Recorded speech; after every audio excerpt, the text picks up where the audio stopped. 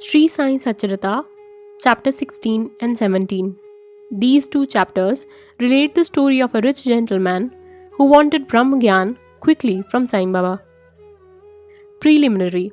The last chapter described how Mr. Cholkar's vow of small offering was completed and accepted.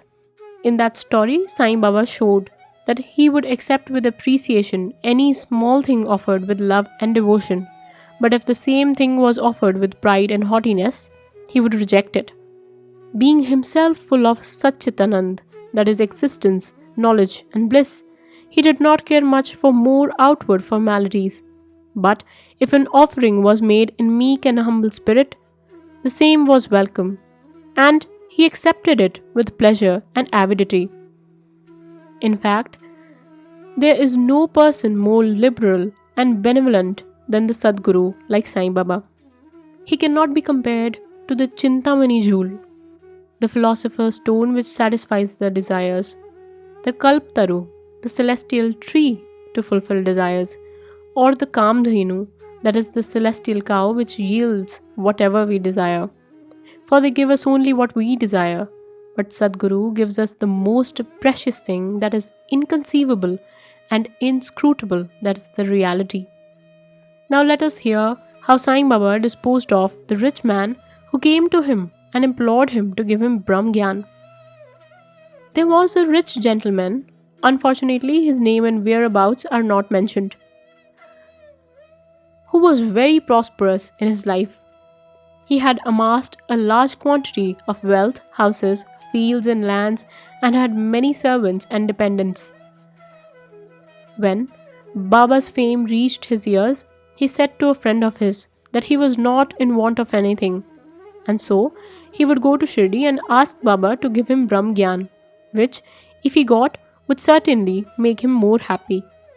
His friend dissuaded him, saying, "It is not easy to know Brahman, and especially so for an avaricious man like you, who is always engrossed in wealth, wife, children.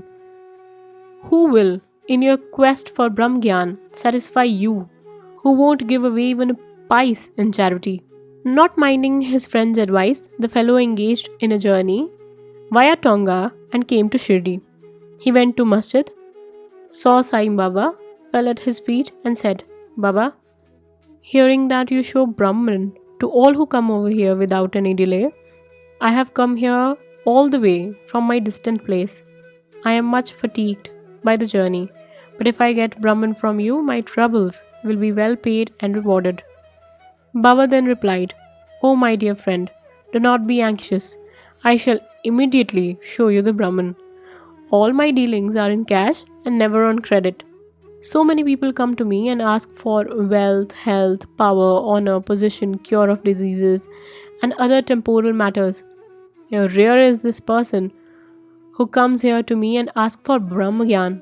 There is no dearth of persons asking for worldly things, but as persons interested in spiritual matters are very rare, I think it is lucky and auspicious moment when persons like you come and press me for Brahma Jnana.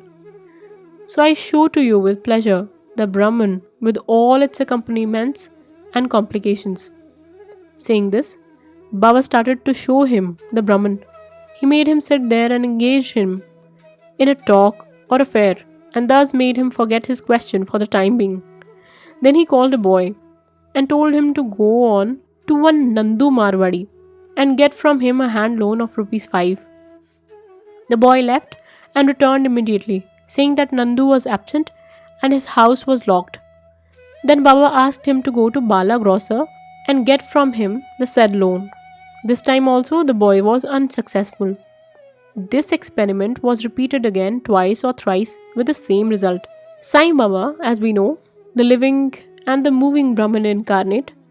Then someone may ask, Sai Baba was, as we know, the living and moving Brahman incarnate.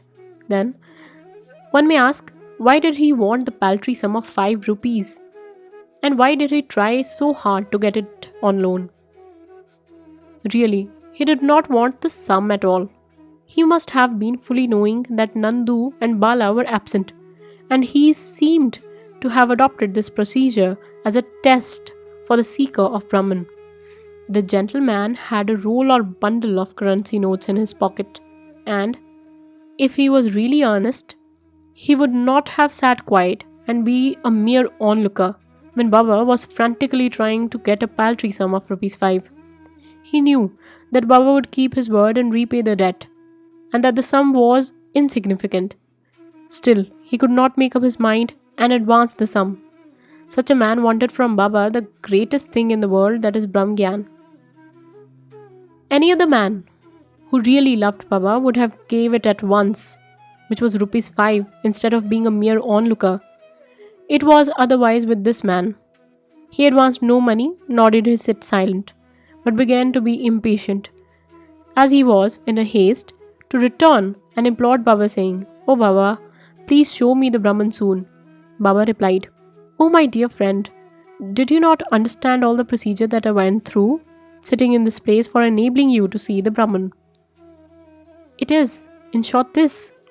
For seeing Brahman, one has to give 5 things, that is, surrender 5 things, that is, 5 pranas, the vital forces, 5 senses, the 5 of action and 5 of perception, mind, intellect, and ego. This path of Brahma Jnana, or of self-realization, is as hard to tread as the edge of the razor. Sai Baba then gave rather a long discourse on the subject, the purport of which is given below. Qualities of Brahma Jnana or self-realization. All the persons do not realize the Brahman in their lifetime. Certain qualifications are absolutely necessary. Mumuksha, or intense desire to get free. He who thinks that he is bound and that he should get free from the bondage and works earnestly and resolutely to the end, and who does not care for any other things, is qualified for the spiritual life. Virakti, or a feeling of disgust with the things of this world and the next. Unless a man feels disgusted with the things, emoluments, and honors which his actions would bring in this world and the next, he has no right to enter the spiritual realm. Antarmukh, that is introversion. Our senses have been created by God with a tendency to move outward, and so man always looks outward and not inside. He who wants self-realization and immortal life must turn his gaze inwards and look to his inner self. 4th, catharsis from sins. Unless a man has turned away from the wickedness and stopped from doing wrong and has entirely composed himself, and unless his mind is at rest, he cannot gain self-realization, even by the means of knowledge.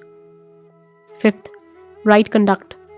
Unless a man leads a life of truth, penance, and insight, a life of celibacy, he cannot realize God. 6th, preferring Shriyas, the good, to Prayas, the pleasant. There are 2 sorts of things, the good and the pleasant. The former deals with spiritual affairs, and the latter with mundane matters. Both these approach a man for acceptance. He has to think and choose one of them. The wise man prefers the good to the pleasant, but the unwise, through greed and attachment, chooses the pleasant. 7th, control of the mind and senses. The body is the chariot, and the self is the master. Intellect is the charioteer, and the mind is the reins. The senses are the horses, and the sense objects their paths. He who has no understanding and whose mind is unrestrained, his senses unmanageable, like the vicious horses of the charioteer, does not reach his destination, that is, getting realization, but goes through the rounds of births and deaths. But he who has understanding and whose mind is restrained, his senses being under control, like the good horse of a charioteer, reaches that place, that is self-realization, when he is not born again. The man who has understanding as his charioteer, that is guide, and is able to rein his mind, reaches the end of the journey, which is supreme abode of all pervading, that is Vishnu, the Lord. 8th, purification of the mind. Unless a man discharges satisfactorily and disinterestedly the duties of his station in life, his mind will not be purified. And unless his mind is purified, he cannot get self-realization. It is only in the purified mind that vivek, that is discrimination between the unreal and the real, and the vairagya, that is non-attachment to the unreal, crop up and lead on self-realization. Unless the egoism is dropped, avarice is gotten rid of, and the mind is made desireless, self-realization is not possible. The idea that I am the body is the greatest delusion, and attachment to this idea is the cause of bondage. Leave off this idea and attachment, therefore, if you want to get self-realization. Ninth, the necessity of a guru. The knowledge of the self is so subtle and mystic that no one could, by his own individual effort, ever hope to attain it. So the help of another person, that is teacher, who has himself got the self-realization is absolutely necessary. What others cannot give with great labor and pains can be easily gained with the help of such a teacher. For he has walked on the path himself and can easily take the disciple step by step on the ladder of spiritual progress. 10th and lastly, the Lord's grace is the most essential thing. When the Lord is pleased with anybody, he gives him vivek and vairagya and takes him safe beyond the ocean of mundane existence. The self cannot be gained by the study of the Vedas, nor by the intellect, nor by much learning. He, whom the self chooses, by him it is gained. To him the self reveals its nature, says the Katha Upanishad. After the dissertation was over, Baba turned to the gentleman and said, "Well, sir, there is in your pocket the Brahma, that is Mammon, in the form of 50 times 5, that is rupees 250. Please take that out." The gentleman took out from his pocket the bundle of currency notes, and to his great surprise found, on counting them, that there were 25 notes of rupees 10 each. Seeing this omniscience of Baba, he was moved, and fell at Baba's feet and craved for his blessings. Then Baba said to him, "Roll up your bundle of Brahma, that is currency notes. Unless you get rid completely of your avarice or greed, you will not realize the Brahman. How can he, whose mind is engrossed in wealth, progeny and prosperity, expect to know the Brahma without removing away his attachment for the same?"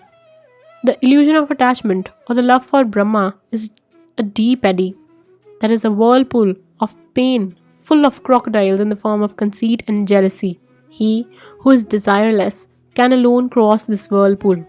Greed and Brahma are as poles asunder. They are eternally opposed to each other. Where there is greed, there is no room for the thought or meditation on Brahma. Then how can a greedy man get dispassion and salvation?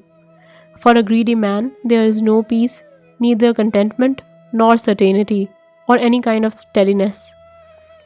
If there be even a little trace of greed in mind, all the sadhanas, that is spiritual endeavors, are of no avail.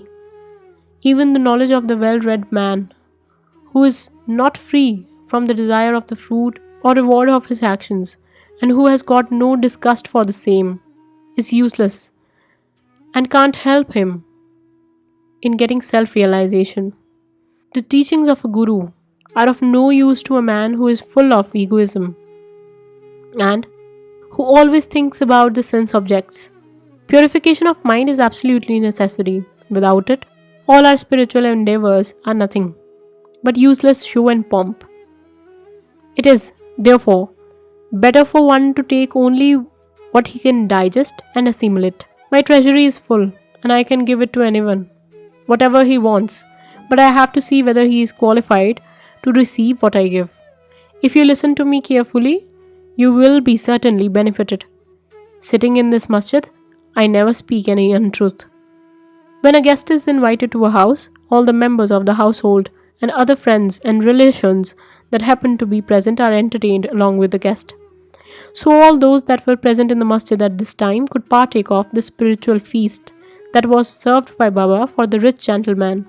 After getting Baba's blessings, one and all, including the gentleman, left the place quite happy and contented. Special characteristic of Baba. There are many saints who, leaving their houses, stay in the forests, caves or hermitages and remain in solitude, try to get liberation or salvation for themselves. They do not care for other people and are always self-absorbed. Sai Baba was not such a type. He had no home, no wife, no progeny, nor any relations, near or distant. Still, he lived in the world, that is society.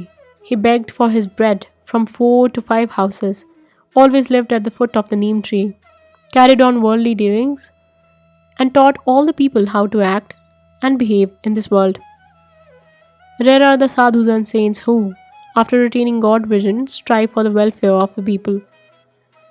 Sai Baba was the foremost of these, and therefore, says Hamadpant, blessed is this country, blessed is the family, blessed are the chaste parents, where this extraordinary, transcendent, precious, and pure jewel that is Sai Baba was born.